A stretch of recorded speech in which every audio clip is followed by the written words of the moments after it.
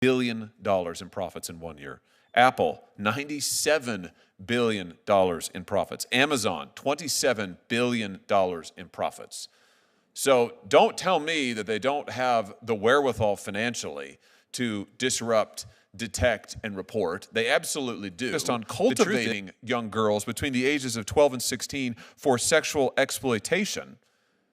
And get this, this girl was also, this profile was also served up Instagram video content featuring other young girls between the ages of 13 and 16. Monty, thanks for your courage in sharing it. Powerful Mr. thing was in 2022 when eSafety published summaries of transparency notice responses. And specific to the question of what were companies doing to address live stream child sexual abuse, almost all of them said nothing. They weren't detecting it, they weren't disrupting it, they weren't reporting it. And I think that quote comes from her continual engagement with these companies to try to understand why. Why would you ever look the other way when there's an active crime scene happening on your platform, through your services, and you have the technology to detect it in real time?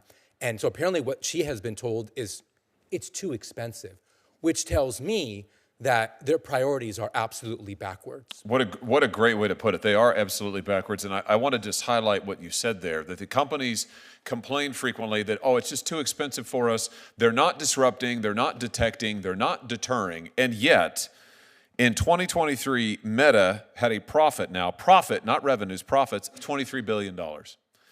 Google, $60 billion in profits in 1 year. Apple, $97 billion in profits. Amazon, $27 billion in profits. So don't tell me that they don't have the wherewithal financially to disrupt, detect, and report. They absolutely do. The truth is, they don't want to do it. And right now, they're really not compelled to do it. I want to show everybody a picture of a young girl. This is a profile of what is a young woman who's clearly underage. You can just hold it up, guys. Let's have a look at this. So here is what appears to be the picture of a young girl whose birthday, by the way, indicated that she was a minor. Now, the thing about this girl is it's fake.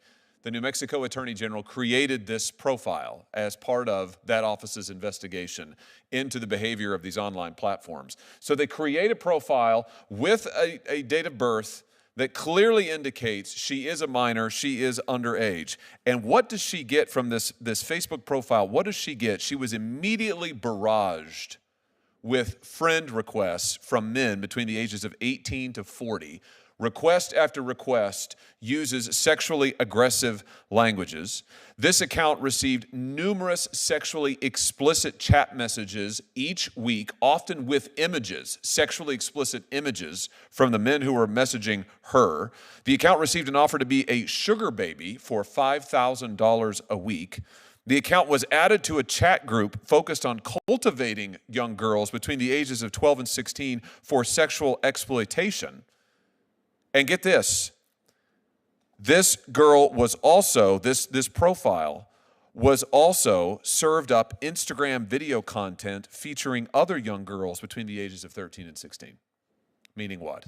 Meaning that Facebook's own algorithm knew she was underage, knew that there was sexual exploitation and sexually suggestive messages happening back and forth. The algorithm knew that and served up additional sexually exploitative content. The girl was also served an Instagram advertisement for a law firm representing trafficking survivors. The ultimate irony. Now, of course, if this girl had really existed, could she have brought suit against Facebook? Not a chance. The law currently prevents it. And yet, Facebook's own algorithm, they own Instagram, Facebook's own algorithm recognizes her as underage, recognizes the child sexual abuse content going on, recognizes that she may be a victim of child sexual abuse, and therefore sends her referrals for attorneys who work in this space. What should that tell us?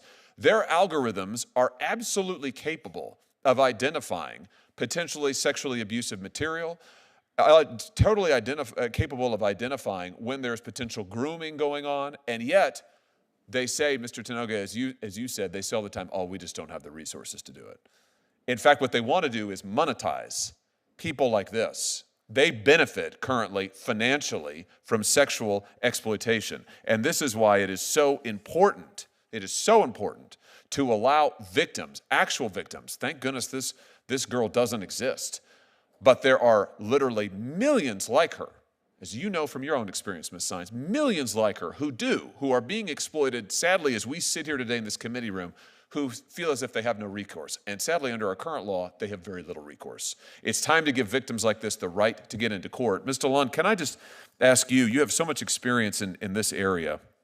In your view, what is the role that the technology platforms, the online platforms, what role do they have in deterring and disrupting and reporting this kind of abuse? And why is it important to require them to do more than they currently are? What, if anything, could have been done to make it easier or better for you? Thank you, Senator. In all transparency, it was the easiest thing I think I have ever done.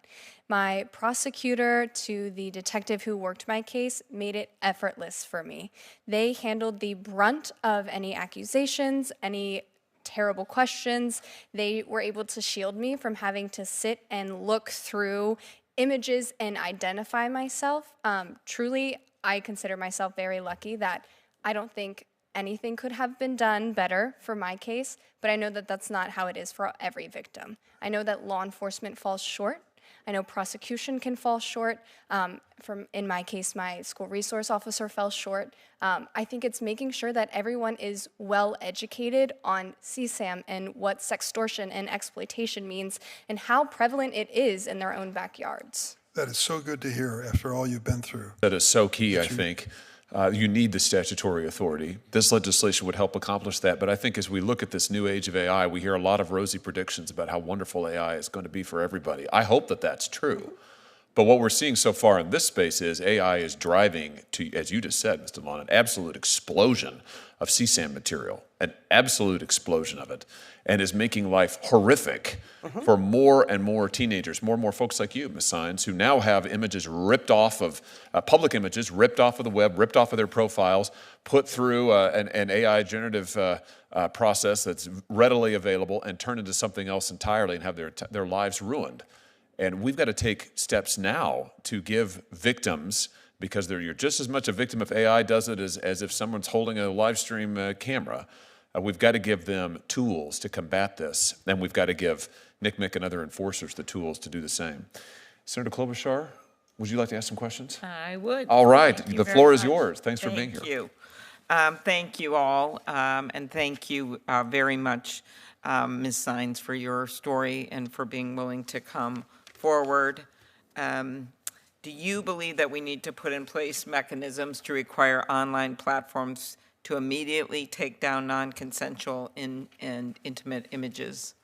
Thank you, Senator. I absolutely do agree. As I mentioned in my testimony earlier, what happens if my photos were to be publicly posted? Again, do I think that big tech would have my back and immediately take it down? No, never.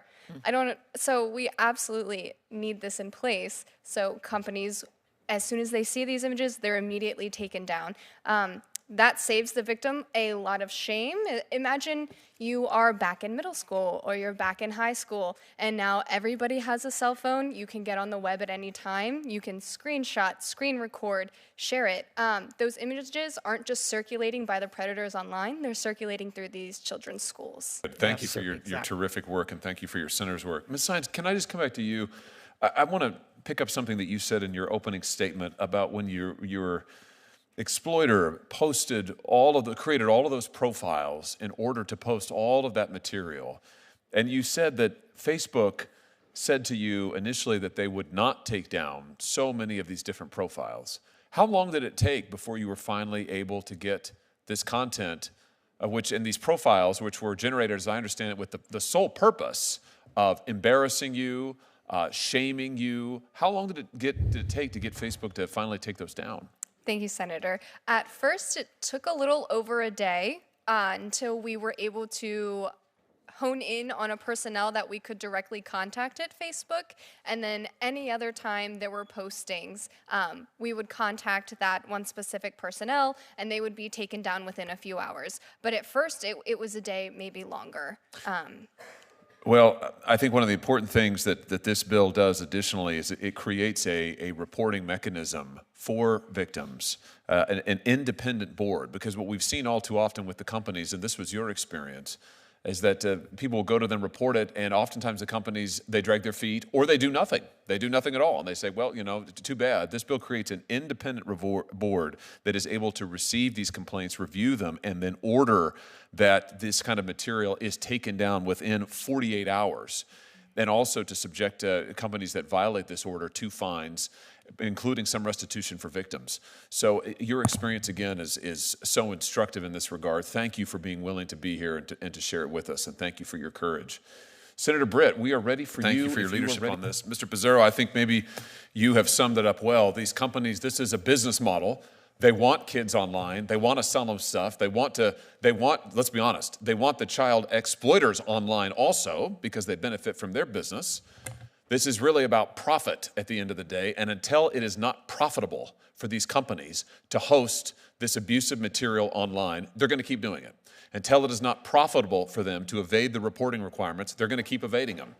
They're not going to be good actors until we force them to do it. And that's why the legislation we've been talking about today and the other issues that we've been considering, age verification, et cetera, is so vital, because we do need to protect our kids. We do need to put power back into the hands of parents and victims. And I'll just end with this.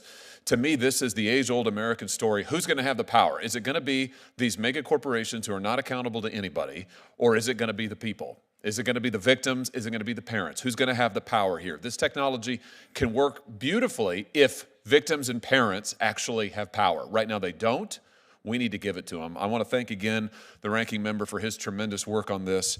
I said, Senator Durbin, when you were out of the room, I really said a lot of nice things about you, Senator Durbin, so maybe we'll leave it there. I'll check the transcript. Thank you all for being here. Thank you for the witnesses for being here today, for your testimony, for your work. Thank you to the many advocates who are here in the room. And with that, this hearing is adjourned.